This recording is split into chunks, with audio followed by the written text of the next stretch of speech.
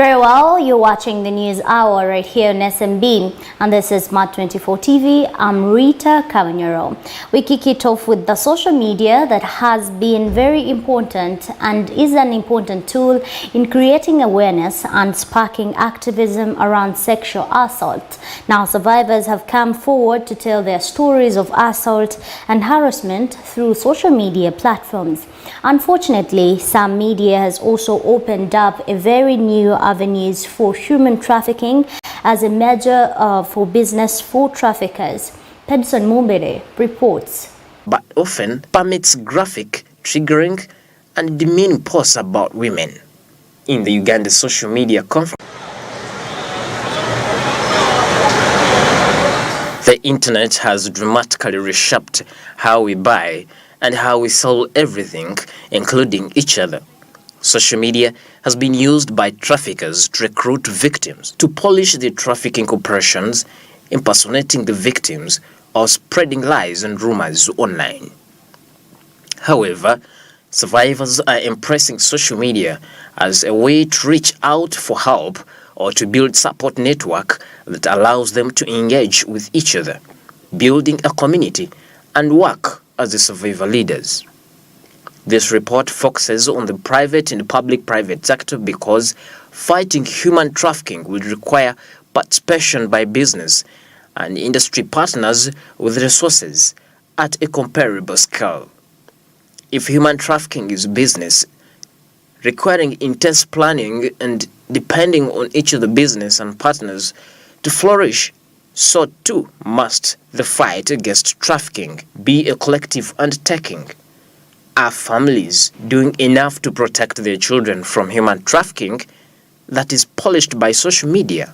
Many times there are two things which are too good to be true. Somebody comes to you that they are paying your ticket, they are giving you everything that when you look around them, they are relatives and they're even poor. So you wonder, why are they not taking their child? They're not getting this opportunity, they are in. Why is it secret, And there are basics to find out because the websites are also there. Because the labor externalization, go to the, website of labor externalization, find out, seeking information. There's one thing that, people, because you also have to make a choice. Because many young people are on social media, but what are you consuming? Are you only consuming, the things that what? But when it comes to travel, you don't want to put in the homework or to find out why is it secret. That is really, really a red flag. That somebody is saying it's an opportunity. Why are they coaching you to lie about why you're traveling? Why are they coaching you? Social media is beautiful. It's here to stay. It's going nowhere. But I caution, especially the young people, those who are in business, those who are in politics, those who are in slaying, whatever. I caution you, please be very, very careful with social media. There's a lot of evil on social media. It is important that we learn to distinguish what is true from what is not true. We learn to put things in context. That is only way we're going to beat radicalism, trafficking, and extremism. We need to be very, very careful in our use of social media. Traffickers often groom and control their victims through online platforms. Between 2015 and 2018, the National Human Trafficking Hotline documented almost 1,000 cases of potential victims of sex trafficking alone who are recruited through internet platforms, most often Facebook, but also Instagram, online dating sites, and chat rooms.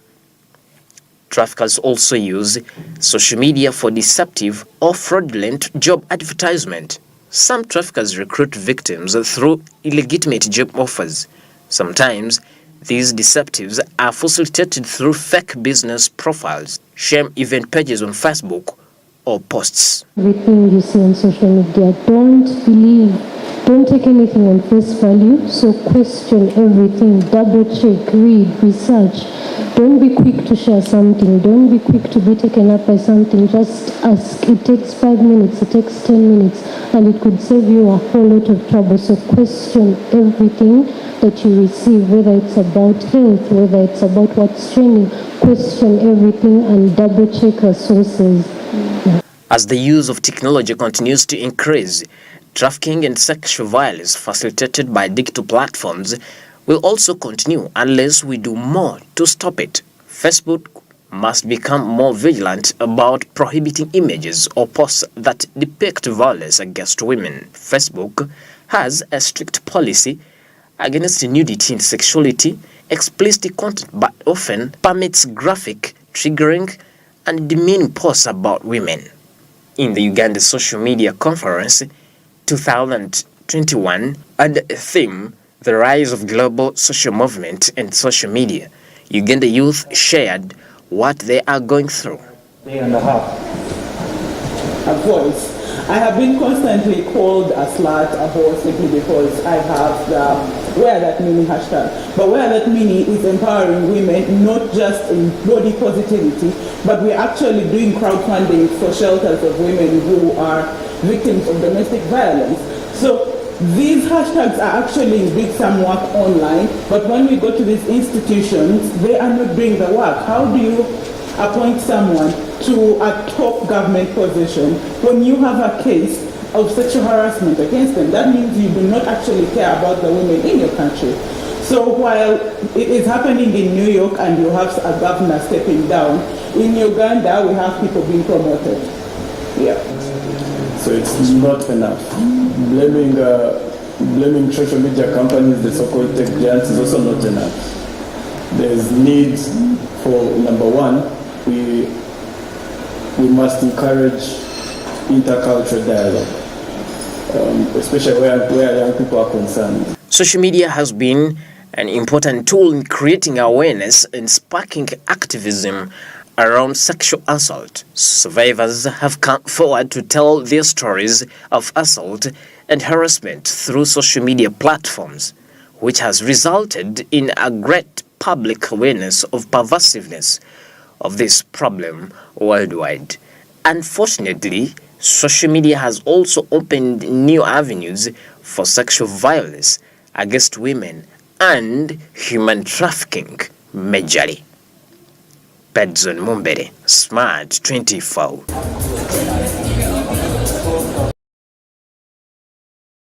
Very well, now we go to the Uganda Microfinance Regulatory Authority, which has threatened to crack up and rap against unlicensed money lenders.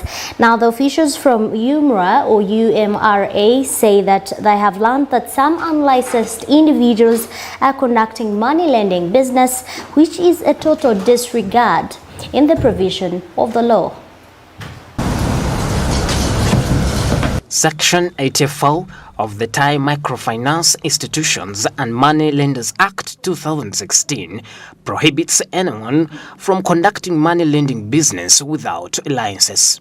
The Uganda Microfinance Regulatory Authority has noted with much concern the mushrooming unlicensed money lenders around the country conducting business in defiance of the section under the Tier 4 Microfinance Institutions and Money Lenders Act.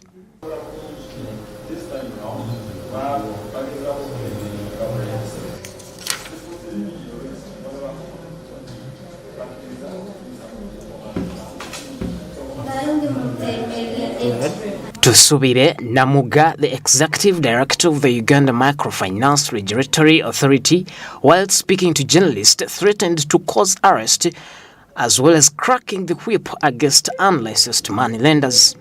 It has come to our attention that the authority, rather to the attention of the authority, that all and some unlicensed institutions are conducting money lending business without licenses, without being supervised, and therefore they are violating.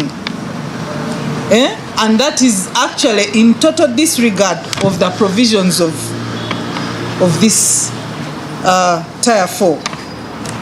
Section 84 of the Tier 4 Institutions and Money Lenders Act prohibits anyone to conduct money lending business without a license. The authority would like to inform the general public, therefore, that Tier 4 Microfinance Institutions Act 2016 is very alive. We want to inform you that we are beginning to crack the whip. And so we are concerned about those mushrooming, so many of those money lenders that are out there doing business in defiance that we are coming. We don't want you to start saying, oh, we are being followed, we are being followed. We will follow you because it is illegal.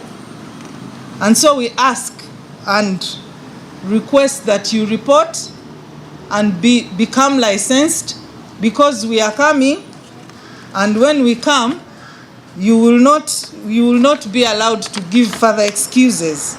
Anti-Money Laundering Act defines money laundering as the process of turning an illegal obtained property to seemingly legal property. Reports indicate that there are system flaws, diminishing Uganda's capacity to fight money laundering. Tusubiri highlights that the illegal money lending companies are taking advantage of the desperate people affected by COVID-19 to cheat them, saying they are informing the general public that the authority has finalized its plans to launch enforcement operations against all those operating outside the law. If you might allow me to use the word arrests, they might occur.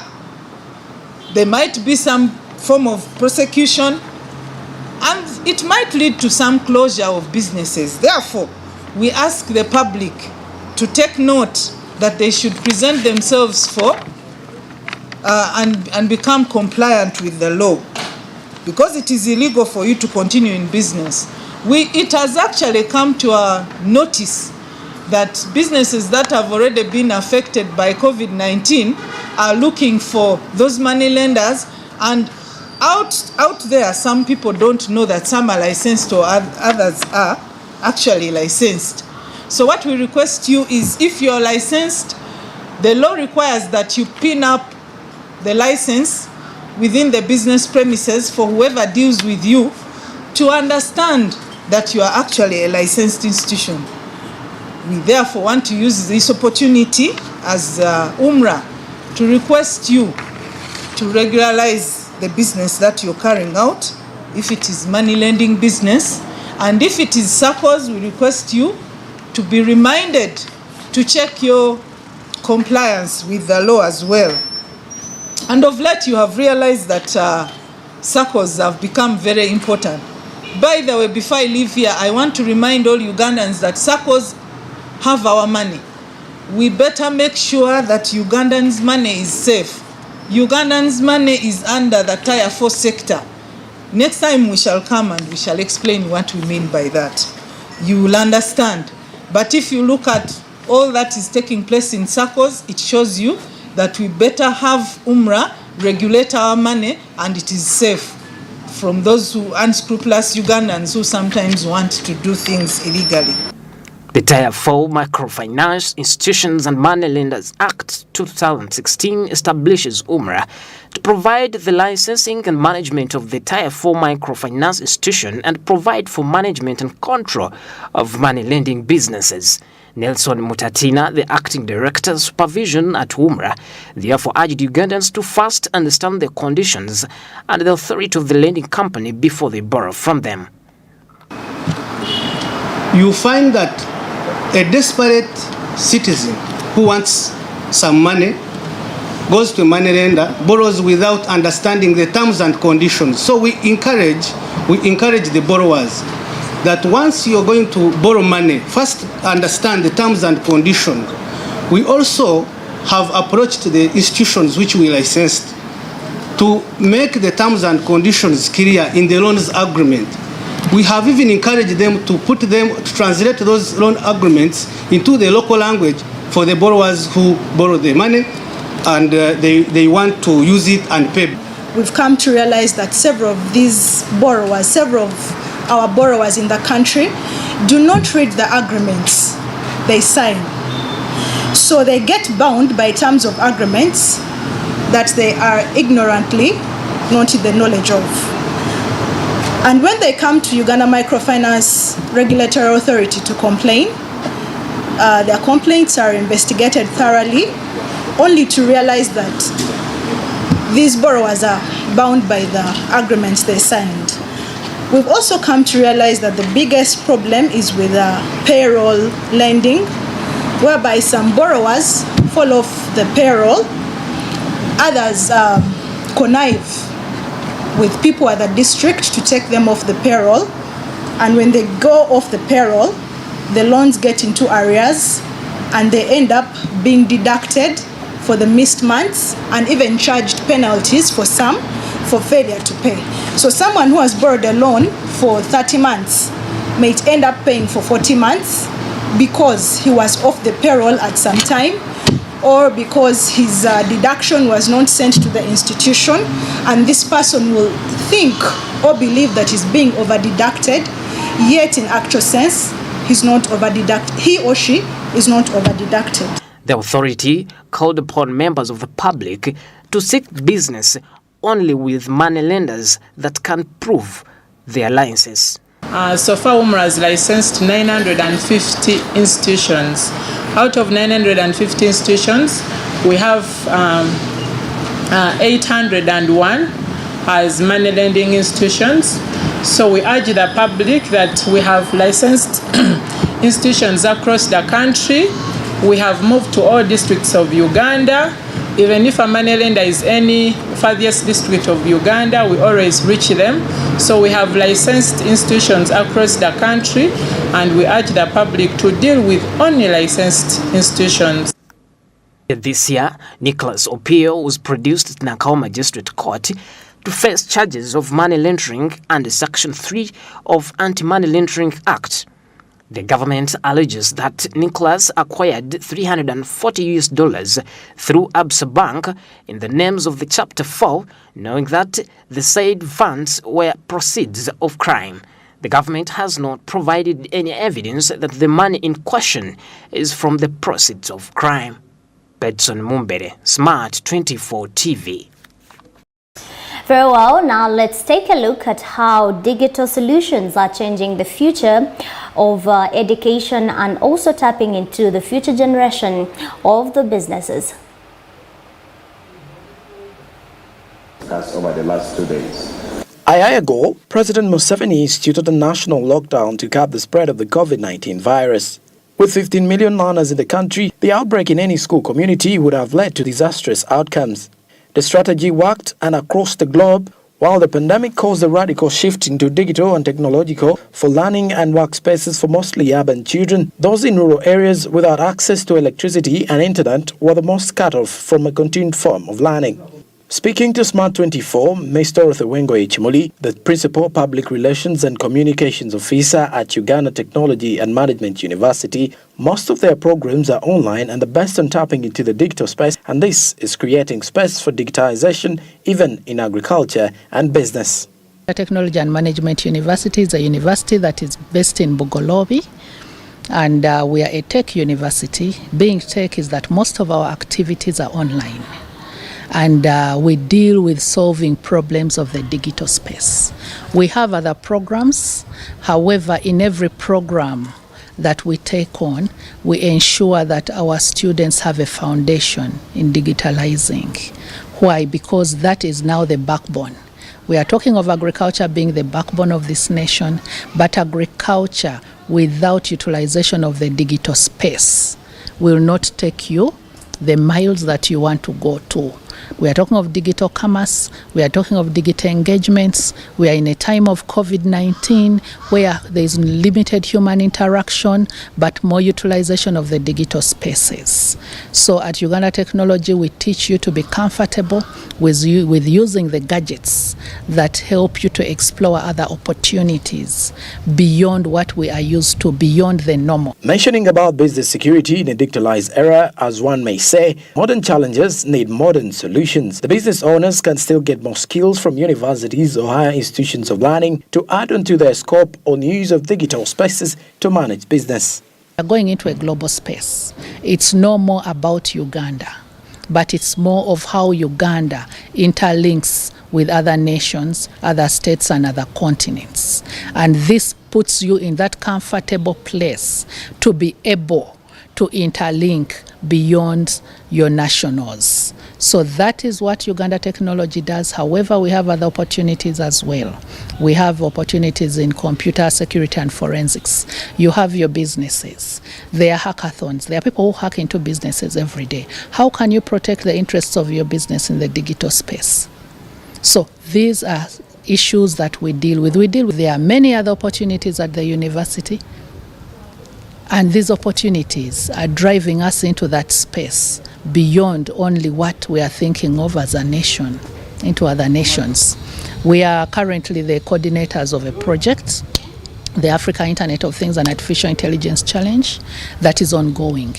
And we have been able to register quite a number, especially those in agro-processing, who are interested in digitalizing their businesses, in bringing up opportunities that will help the economy. So we are spearheading this project. We are bringing to light the need, the value of the digital spaces, the Internet of Things and artificial intelligence. So there are so many opportunities at WUTAM, and I want to encourage every growing business, every SME, anybody with the potential and the ability and the intellect and the interests to study further, to explore the opportunities that we have there. As the world governments continue to limit public gatherings, which has greatly affected schools and a number of businesses, the need to tap into the digital spaces is highly encouraged as the future into digitalization has already taken center stage. Jerome Paul Sanko, Smart 24.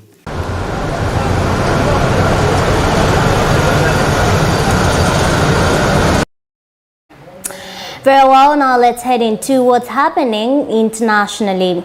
And Biden pays respect to the U.S. soldiers who were killed in Kabul bombing.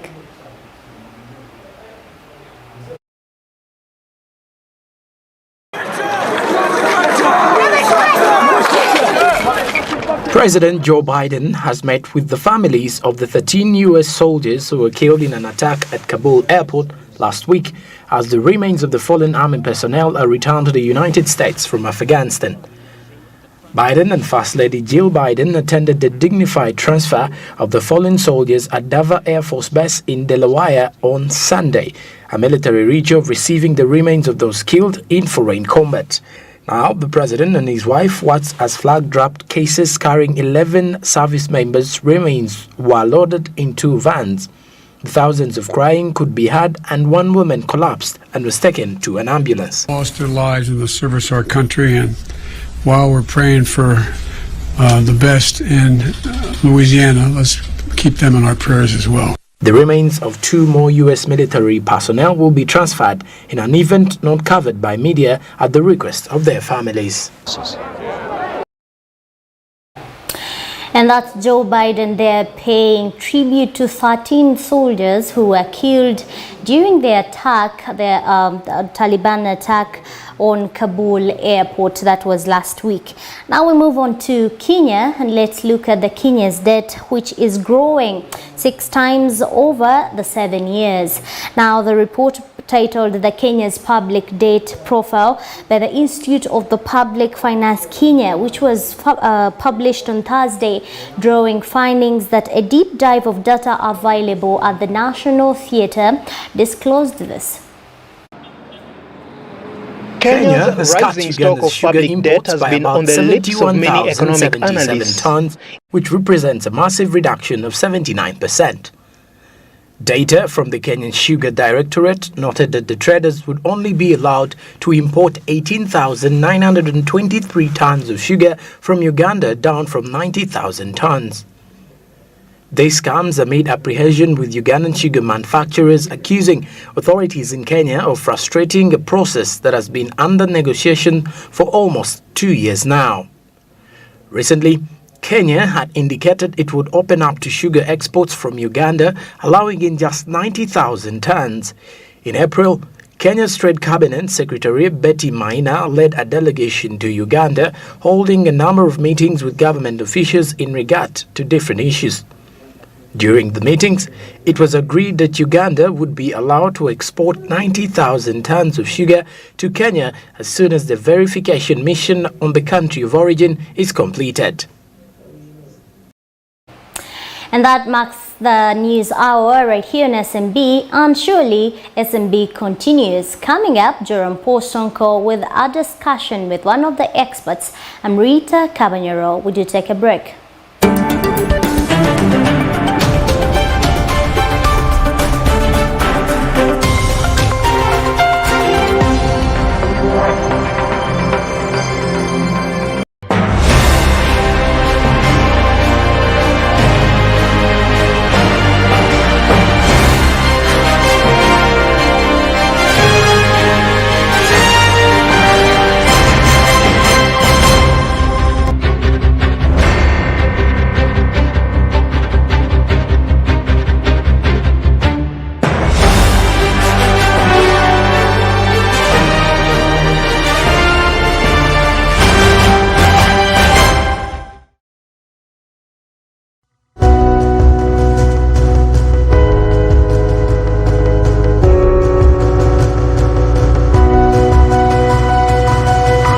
Smart 24, driving business.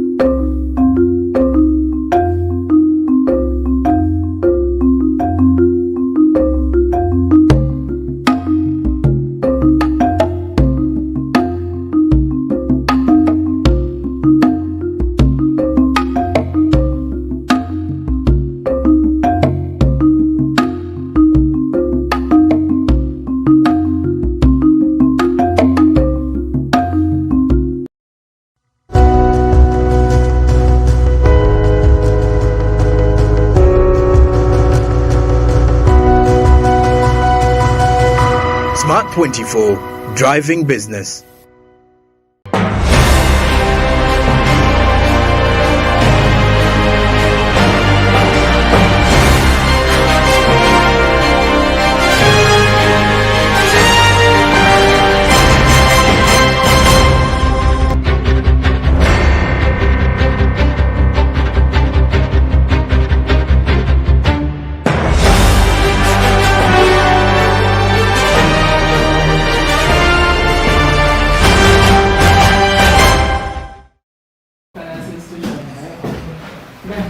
All right, now Smart Means Business does continue here. Now we head into our main discussion of the day in regards to money laundering in Uganda as a business and also as something that has actually stormed up in Uganda for the past decade. Now, as of 30th of August, that is 2021, UMRA did come out and warn the public against illegal money lenders that are actually operating in Uganda.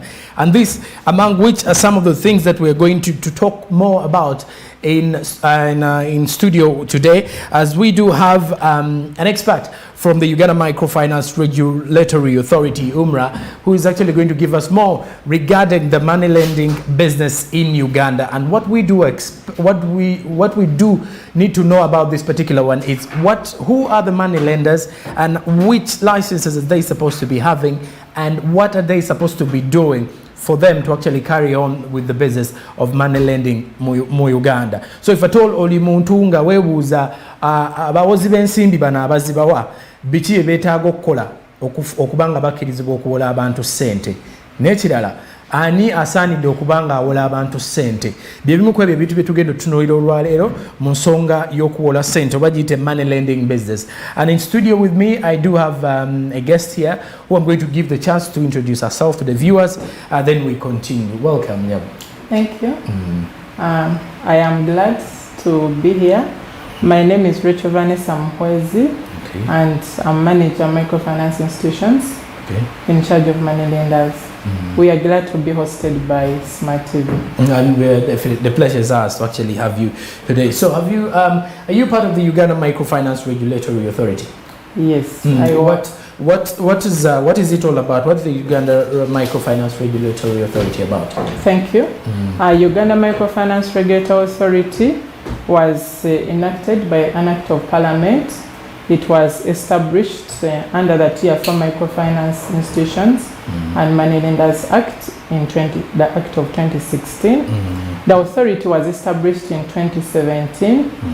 We gave a grace period to the money lenders of 1 year, where we started licensing money lenders in 2018. UMRA's mandate, that is Uganda Microfinance Regulatory Authority, we license, regulate and supervise Tier 4 microfinance institutions and money lenders. Someone out there, the viewers, they can ask what are Tier 4 microfinance institutions and money lenders. Under the Tier 4 microfinance institutions and money lenders, we have the non-deposit taking microfinance institutions. So all those microfinance institutions you see outside there, and they are not regulated by the central bank, that is Bank of Uganda. They are under Uganda Microfinance Regulatory Authority. Then under the Tier 4 microfinance institutions, we have the circles, we have the self-help groups, those are the VSLS. Then we have money lenders institutions, which is a standalone. That is the category that we license, regulate and supervise. All right, now currently what kind of institutions fall under the Uganda Microfinance Regulatory Authority? Those are the institutions I've been mentioning. We have the circles, now we have the non-deposit taking microfinance institutions, we have self-help groups, and we have the money lenders who are out there. Those are the institutions that fall under the authority. Okay, now let's talk more about the money lenders in Uganda. Which licenses are they supposed to use to actually carry on with the microfinance? When did the license start? We started licensing these money lenders in 2018. That is when we first issued our first licenses. But then, before then, we still had money lenders that were operating. Of course, because the money lenders have been there for decades. Okay. In all economies worldwide. All right. So even before, and government realized that they needed the Tier 4 Microfinance Institutions and Money Lenders Act for one reason. They wanted to create sanity and confidence in the sector. You hear about money lenders, how they operate.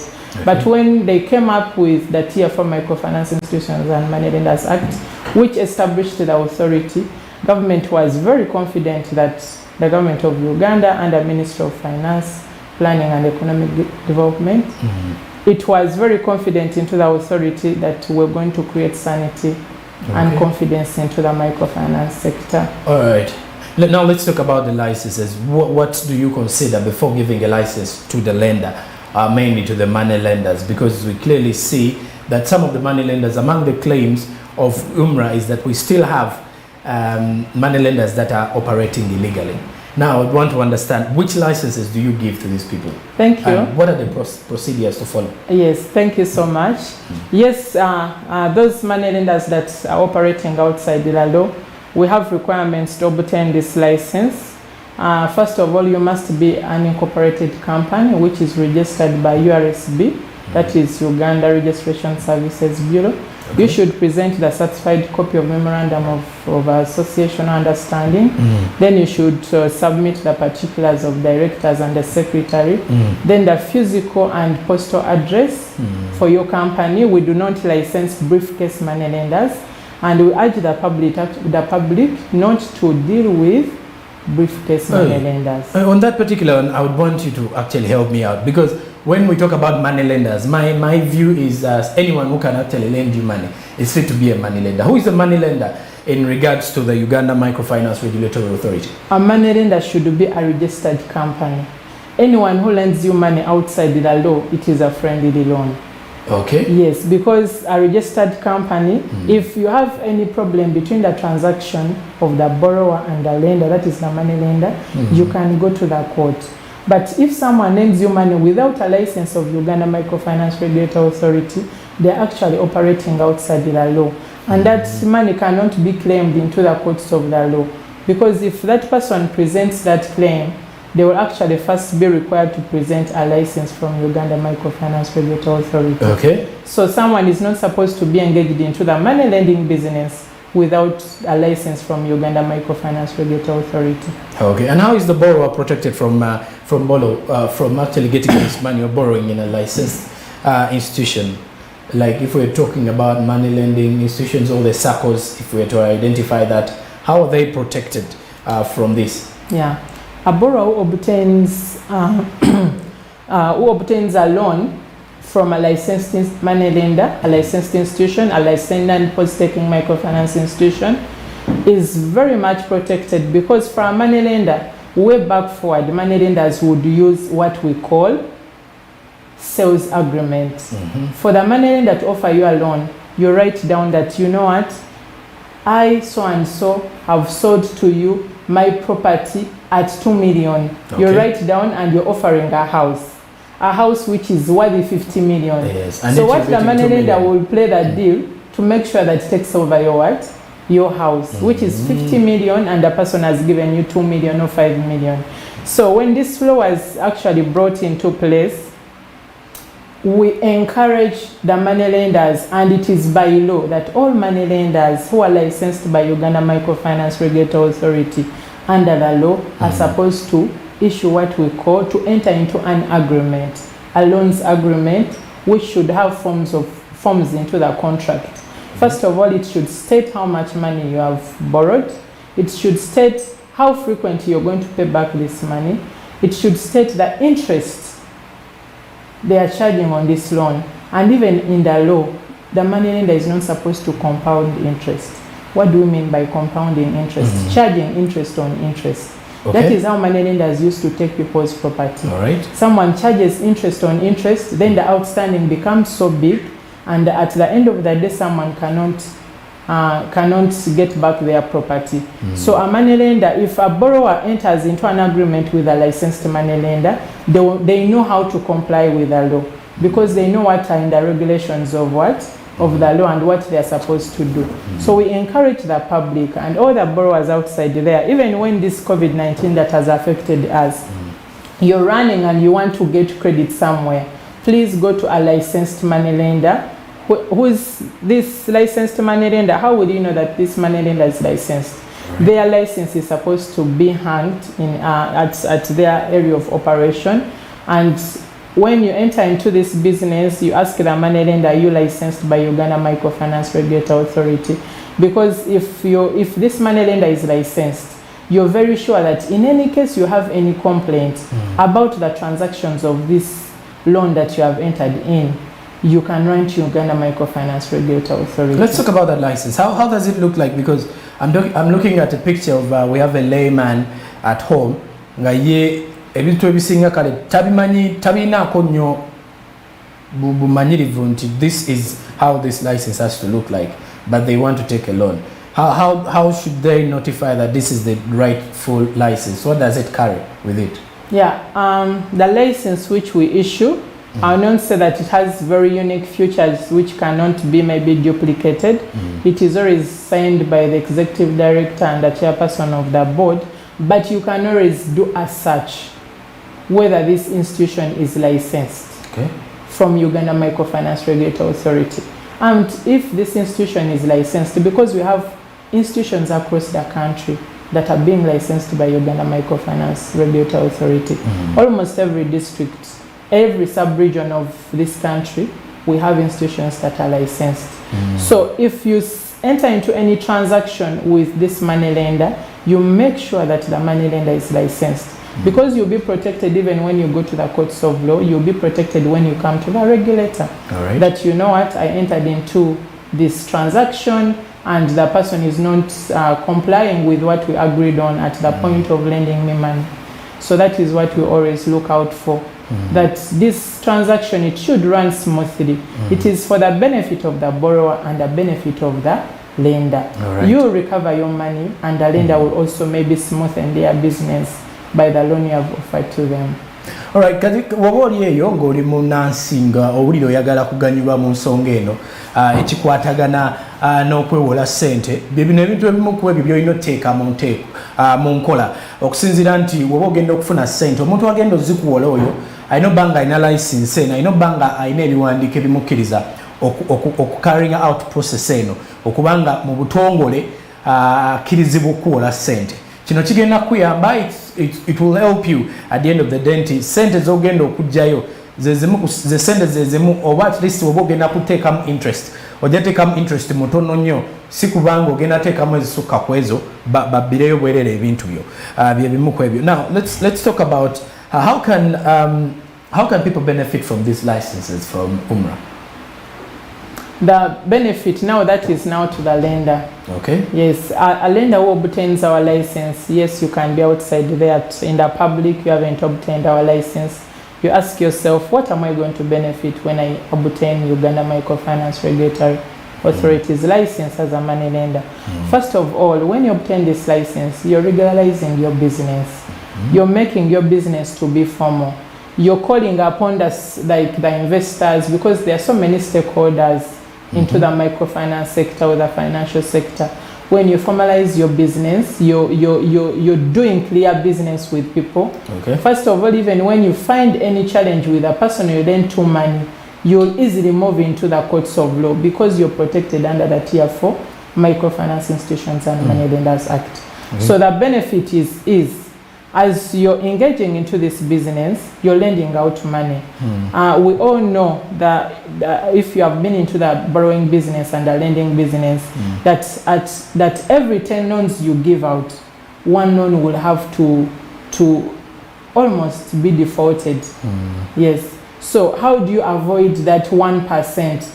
The portfolio at risk, which is actually accepted globally, it is 5%. But how do you manage now to keep your portfolio at risk into the contained manner? Is you can move into the courts of law with this person if you have failed to recover the money into the conditions that you agreed. Speaking of the courts of law, it's quite hard. For instance, if someone is running, because this is where I want to even get to, what has UMRA actually done for these particular people who have actually faced challenges in terms of being robbed by the money lenders. Because speaking of the courts of law, not everyone actually has the money to finance a lawyer or to actually finance some cases in the courts of law against these money lenders. So what has UMRA done for them? Because we clearly have a lot of people who have lost property and their money to the money lenders. But the question would be, UMRA ye kozewo chokulabanga, these people are actually going to get back their property? Yeah, thank you so much. And to our viewers, thank you for listening and watching us. So what has UMRA done? First of all, as we are sensitizing the public, even this, as we are here, we are sensitizing the public. Sure thing. We urge the public, before you enter into a loans agreement with a money lender, first of all, you have to ensure that it's a licensed money lender, right, for for your property to be protected. If you go into terms and conditions which will lead to your property be taken up, because sometimes we have a complaints handling mechanism at the authority, which will always mediate between the lender and the borrower. And most of the times, if we have failed to close them, or if we have failed to intermediate the matter, we refer it to courts of law under the sections which are stated in the Tier 4 Act. So what we urge the public, that if before you enter into a loans agreement, make sure that you're going to be able to comply with the terms and conditions mentioned into the agreement, because you'll come and claim yes to the authority that my property was taken up by the lender. Of course, we have gotten such maybe scenarios, but when you look at the agreement, the lender will come and present to you what the borrower signed, and indeed the borrower signed and it was witnessed that this person was accepted to the terms and conditions in the what? In the agreement. Yes, that when I fail to do this, this and this will happen. Only that how in the law you're protected. The person will not just come and sell off your property without giving you opportunity to pay, without giving you the minimum days of trying to see that maybe the transaction can be completed. We always mediate. Even there are those people where they have maybe tried to impound the car and the car is returned back to the borrower, because someone is supposed to follow steps to take over someone's property. Not that I lent you money today, tomorrow you have failed to pay my installment, or you have failed to complete the loan, I just come and sell off what? Your property. You have to take steps. So the money lending business, which was before UMRA came into establishment, is not the money lending business today. Okay. Because even outside there, those who are conducting this business, they know that the regulator is there. When the public makes a lot of outcry, of course we shall come up and take up that money lending. If you had to give us a rough estimation, how many money lenders do you think are in the country? In terms of the ones that are licensed and regulated by UMRA? We have 950 institutions. 950? Yes. So those are the ones that are verified? Yes. And they are clearly not not carrying out the money laundering that is taking place in the country? They cannot. Because you're monitoring? They are complying. We do on-site inquiries.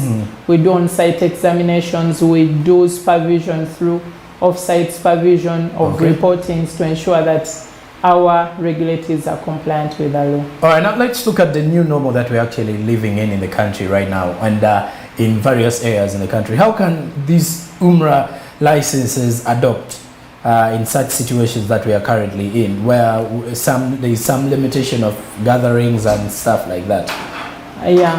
Thank you so much, and thank you to our viewers and listeners out there. We all know what COVID-19 has done to us, to Uganda as a country, to the world, and it has hit the financial sector, it has hit the microfinance sector. And we do expect, because as institutions, as our licenses were recovering from the first lockdown, when everything was at cease, then we went into another lockdown. Yes, they have been restructuring these loans. The way to go was to restructure the loans. Okay. Restructuring loans, what does it mean? Is it was done on a case-by-case basis. You go to the institution. We guided our institutions in the first lockdown because everything was at standstill. no business, and they actually clearly mentioned the relevant institutions that would continue, or authorities which would continue with work like in the first lockdown. So we guided our licensees on what they would do to consider case-by-case basis by restructuring the loans. So in this second lockdown, the financial sector was one of the relevant institutions to work, or one of the relevant sectors that was left to work. But then the borrowers could not meet their loan obligations because their business were critically affected. All right. So what the licensees, what we guided them, what they would do is to restructure the loans. You extend the loan repayment period to enable see that your borrowers that you lent out money could be able to pay back your loan. Okay. And yes, our institutions are struggling with the liquidity. They have liquidity challenges. Most of them needed recapitalization. Some of them had to declare that they had to stop operations because of the heat of COVID-19, where borrowers could not meet their loan obligations. Okay. So it has really been a hard time, but it is not only to the financial sector, it is not only to Uganda, own microfinance sector, but it has been globally a hard time. All right, now as we do wind up, I would want to tap into the fact that a number of things have been, a number of challenges have been there in terms of money laundering in Uganda. One of which is the fact that the people who are actually going to pick this money from the money lenders actually losing property at the expense of these money lenders. Now, as of 30th of August, as I did mention, the Uganda Microfinance Regulatory Authority did actually set out a warning to these money lenders who are carrying out business illegally. I would want to understand how are you going to address, which mechanisms have you put in place to address these challenges and to actually tap into getting those illegal money lenders before we do end the show? Thank you so much, and to the public and our viewers and listeners. We launched it yesterday, and we said that all those money lending institutions or money lenders that are carrying out this business illegally, we are going to go into enforcement. So it was like a warning signal. We know that COVID-19 has affected institutions, and also they are trying to, maybe, if you have been having a crying baby and the baby is trying to stand up. So because of this COVID-19, so they are trying to stand up, but we are telling them, as you're trying to set up your business and trying to recover from COVID, we don't know when COVID will end, but then we have to be into this new normal. So we are telling them, please come and legalize your business, come and regularize your business by obtaining a license, because we are launching enforcement. And we want to combat all those institutions that are operating, that are using this advantage when people are desperate for credit to take up their property. Because with COVID-19, your business is affected. When you go to the bank, the cost of borrowing is very high. So the only solution, someone will run to the money lender. But then the money lender shouldn't use that advantage to take up the property of the borrower. That is why the authority came up and said, you know what, we are going to start enforcement around the country to ensure that whoever is dealing in the money lending business, they do have a license and they are compliant with the regulations and the law. Okay.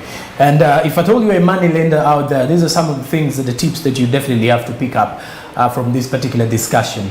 That you're supposed to have your license from the Uganda Micro Regulatory Authority, that is UMRA, and also you're supposed to be registered under the Uganda Registration Services Bureau, that is URSB, and that is supposed to be, of all the things, you're supposed to have those licenses with you to start operating business. Kati erigo omuntu ng'oyagala okwewola ssente oba ng'olina ekintu oyagala kwewola ssente oteke business oba zikuyambe gwe ng'omuntu, UMRA weeri olina ogenda n'olaba nti omuntu agenda okuwola ssente alina license ezo eza URSB neya UMRA, okulaba nti at least you're safe and you've actually your financial your securities are kindly safe with your money lender as well. Kubanga ebiseera ebisinga tutuuka mu kusasula amabanja gano waliwo ebituukawo.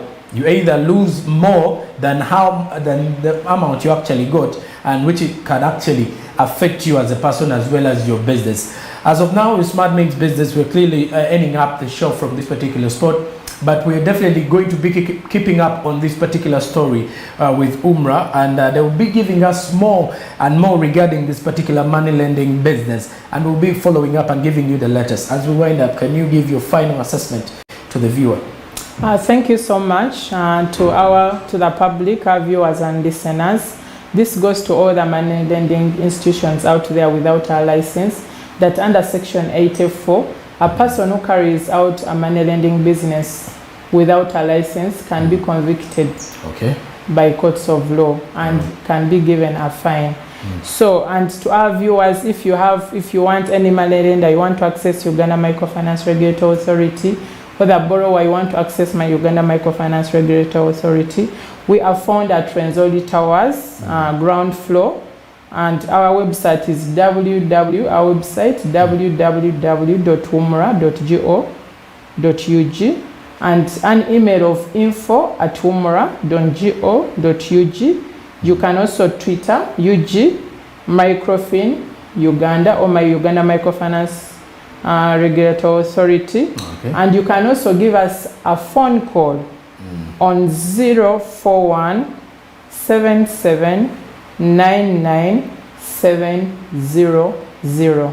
Thank you so much to all the listeners and our viewers, and thank you so much Smart TV for hosting us. All right, definitely. Smart Means Business stars, and now coming up on Smart 24 is Yugi Tukole with Fred Makubia and Naomi as well. For now, it's a goodbye for me and Joram Paul Sonko, and goodbye for now.